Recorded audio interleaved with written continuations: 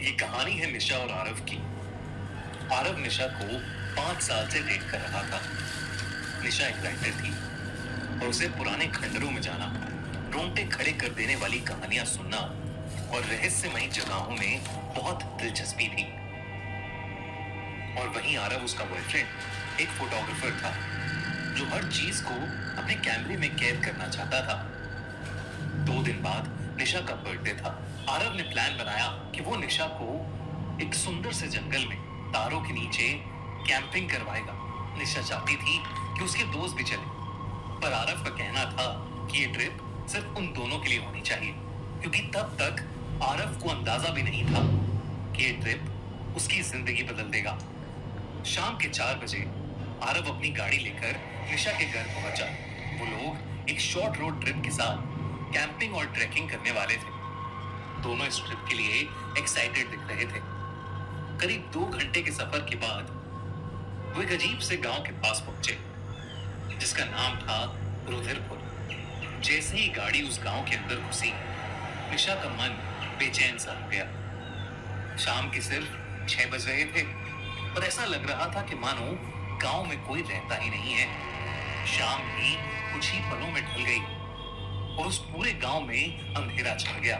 सबसे अजीब बात यह थी कि उस गांव के हर घर के बाहर मशालें जल रही थीं और हर घर का दरवाजा खून सा लाल था।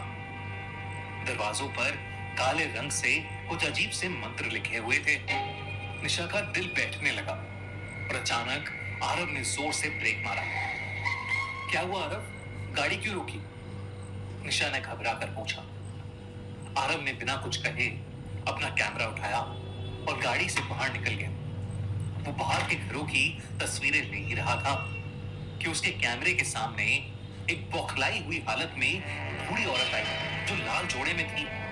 उसने आरव से कहा, बंगले से बारात निकलने वाली है, जल्दी से छुप जाओ। आरव उसे देखकर डर गया। वो कुछ पूछ पाता इससे पहले ही वो बूढ़ी औरत मानो हवा में कहीं गायब हो गई। आरव जब पीछे मुड़ा तो उसने देखा कि निशा गाड़ी में है ही नहीं, और तब उसे जो दिखा वो देखकर उसकी रूह कांप गई। सामने निशा एक आदमी का हाथ थामे धीरे धीरे अंधेरे की तरफ बढ़ रही थी।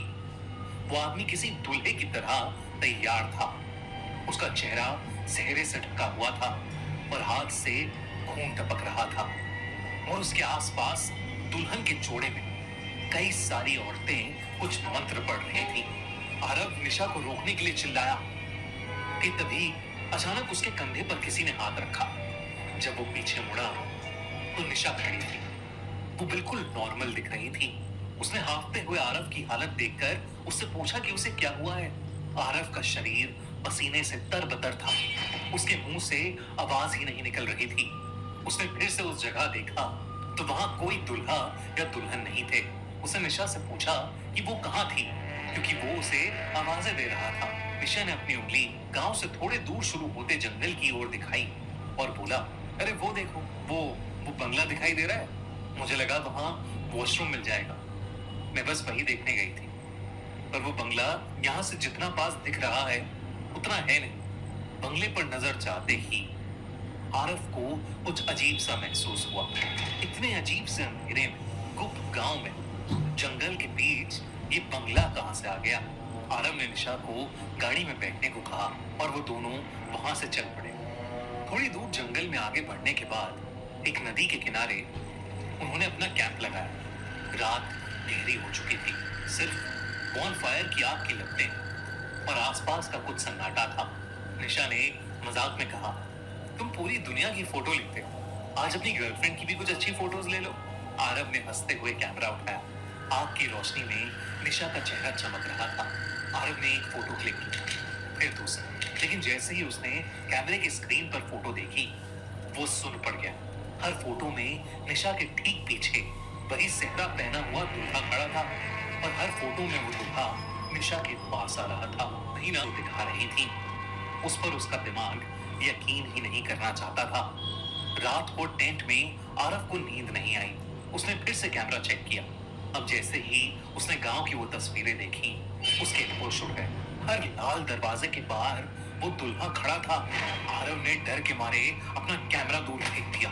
तभी उसे अजीब से मंत्र सुनाई देने लगे, वही मंत्र जो वो औरतें पढ़ रही थीं। इस बार वो मंत्र टेंट के बिल्कुल बाहर से आ रहे थे। आरव डरते हुए टेंट से बाहर निकला, पर दूर दूर तक वहां कोई नहीं था। वहां फिर से उसे वही बड़ा सा बंगला दिखाई दिया, जिसकी तरफ गांव में निशा ने इशारा किया था। पर वो खंडर सा दिखने वाला बंगला अब रोशनी से जगमगा रहा था, जैसे वहां कोई बहुत बड़ा जश्न चल रहा।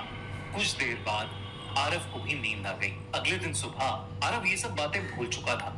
वो निशा के साथ ट्रैक पर चला गया, कई तस्वीरें खींची और साथ में बहुत अच्छा टाइम स्पेंड किया।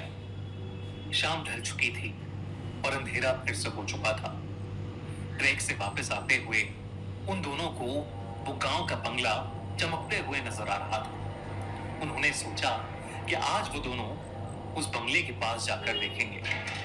जब वो उस बंगले के पास पहुंचे तो वो बंगला किसी राजमहल जैसा सजा था। बंगले का दरवाजा खुला था, इसलिए वो उस बंगले के अंदर चले गए। लेकिन अंदर कदम रखते ही उनकी आंखें फटी की फटी रह गईं। वहां 56 भोग चांदी की थाली में परोसे थे, पर खाने वाला एक भी इंसान नहीं था। पूरा बंगला खाली था, सिर्फ हवा में मरे हुए फूलों की गंध थी। निशा को बहुत डर लग रहा था। उसने आरव को वहां से जल्दी निकलने को कहा। तभी उस बंगले का भारी दरवाजा जिससे वो अंदर आए थे वो अपने आप बंद हो गया। ऊपर की सीढ़ियों से आरव को वो मंत्र फिर से सुनाई देने लगे और तभी वही दुल्हा बना आदमी जिसके हाथ में एक सूखी हुई वरमाला थी नीचे उतरने लगा। आरव ने निशा को लेके भागने की कोशिश की, पर उसके पैर जैसे जमीन में धंस गए थे। आरव ने देखा कि निशा की आंखें सफेद हो चुकी हैं। वो किसी कठपुतली की तरह उस दूल्हे की तरफ बढ़ रही है। आरव की आंखों के सामने उस दूल्हे ने निशा को वरमाला पहनाई।